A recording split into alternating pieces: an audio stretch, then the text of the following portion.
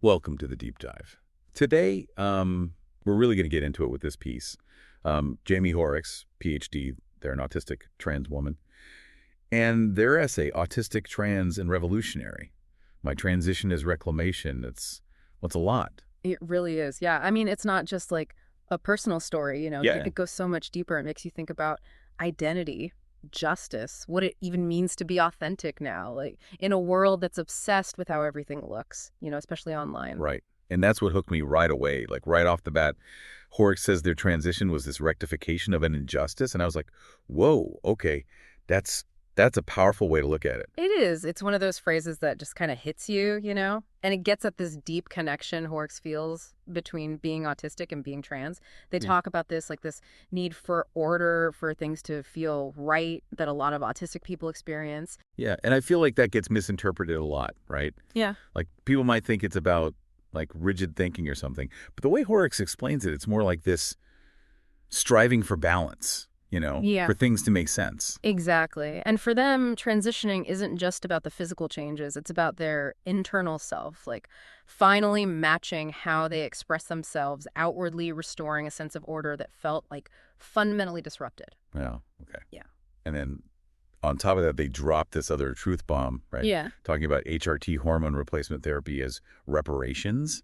I mean, you don't hear people talk about it like that. No, you Yeah. don't. And that's what's so brilliant about it. It totally flips the script because usually the focus is all about the desire for physical change. Hmm.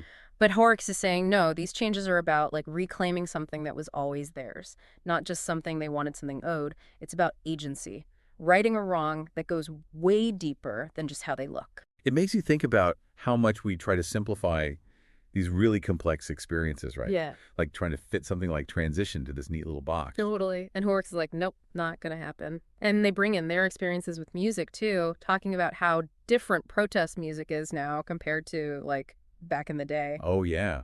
They talk about those incredible artists from the past, Mhm. right?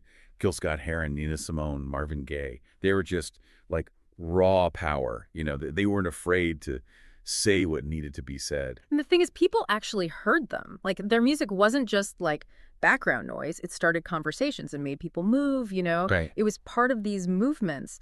And Horrocks says that today, even with all the stuff happening in the world, music just, it doesn't seem to have that same revolutionary spirit anymore, that power to get people to actually do something. And they point to places like Spotify and YouTube, which I love them. We all love them, but they've kind of changed how we listen to music now, haven't they?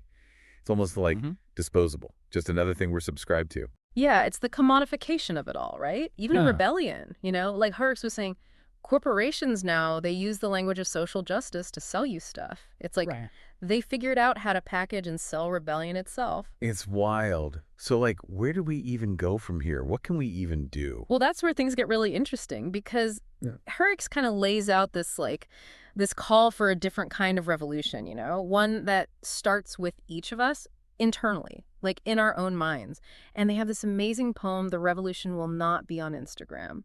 It really gets at that whole idea. Oh, yeah, that Yeah. poem. It's like they're taking on the whole system. Yeah. How everything's become something to sell our identities, our problems, even like our deepest selves. Exactly. And it shows how empty, like, performative activism can be, the kind that's all about likes and shares and not about actually changing anything. Herrick says real revolution, real liberation, it comes from finding that authenticity within yourself, not from trying to get other people to validate you, especially not online. Yeah. And it's interesting they talk about this really inappropriate message they got on Instagram right after that poem from this chaser, which, to be honest, I had to Google that. Yeah. But basically, it means someone who's like fixated on the physical aspects of being trans. Right. And it shows how much pressure there is on trans people, especially online, to look a certain way, to fit into some idea that other people have. Like, the focus is always on the physical transformation, and it kind of overshadows everything else that goes into transitioning. Yeah, totally. And it really drives home how, for Horrocks, transitioning isn't just about the physical stuff. Like, they talk about this fairy green tunic they wear to work with their students. And they say, it's not for the chasers on Instagram. It's just for them, for their own comfort, their own, like, sense of self. I love that. It's such a simple thing, but it says so much, right?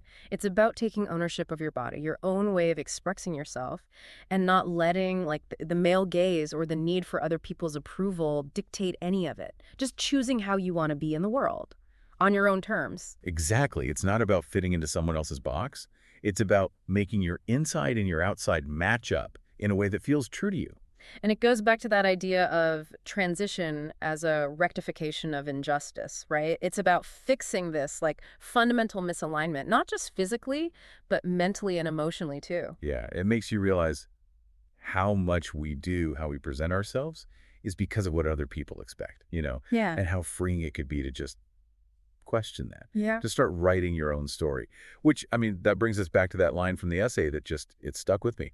My transition is not for public consumption. It is not to be marketed, packaged, or displayed. It is an internal revolution. Oh, so good. It's like straight up rejecting the whole idea that our identities are just products to be bought and sold, you know? And it reminds us that real change, like deep down change, it usually happens in those quiet moments, Mm. inside ourselves, not out in the noise and chaos of everything else. Totally. It's about reclaiming your story, having the power over how it gets told, or in this case, like, not told.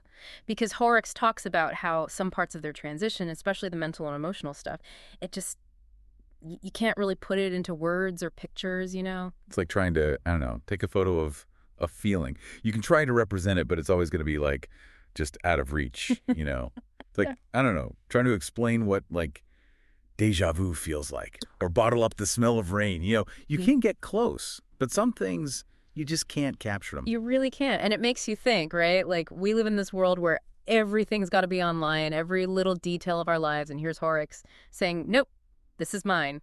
It doesn't fit in your hashtags. It's true. And there's something kind of radical about that when you think about it. Like Yeah. real authenticity, it's got to be deeper than what we show online.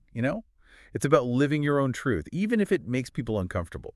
Actually, sometimes, especially if it makes people uncomfortable. Because, let's be real, shaking things up, taking control of your own story, it's not always going to be pretty, right? People push back. Oh, for sure. But that's what I think is so powerful about Horrocks' work. It reminds us that sometimes the most revolutionary thing you can do is just be yourself. Even when it's hard, even when people don't get it. It's about embracing that, like that change that starts within you Mhm.